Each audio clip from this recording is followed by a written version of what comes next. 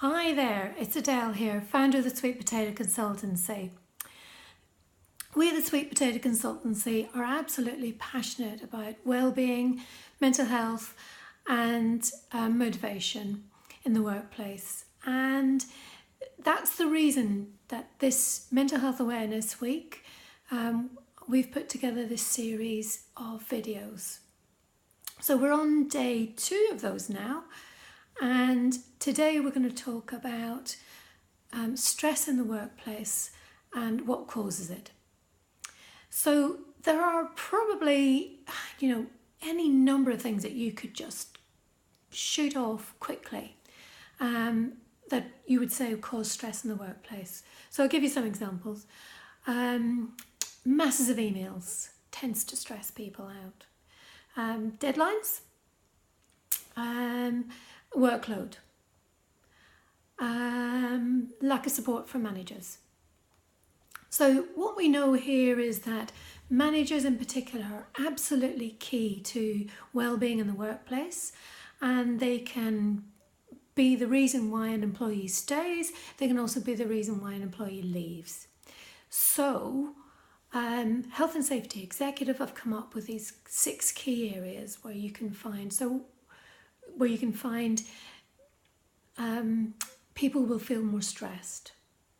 And so if you look at those areas, you're more likely to be able to identify that stress is likely to be an issue.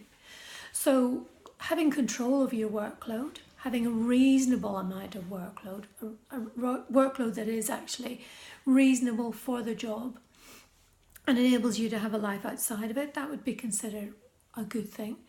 But where you move outside of that, certainly you're going to get stress and associated ill health with it.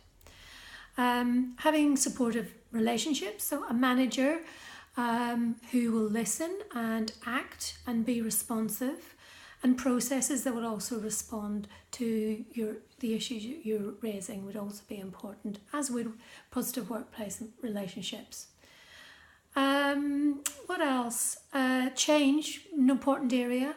Very important area. So lots of change will destabilise people. It will impact on their well-being, and that's something that needs to be taken into account whenever there are changes going on in the workplace. So something that managers need to be putting together to support employees.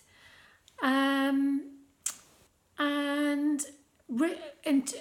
total anyway, these are 6 areas, and they come into the categories of demand, control, support, relationships, and role change.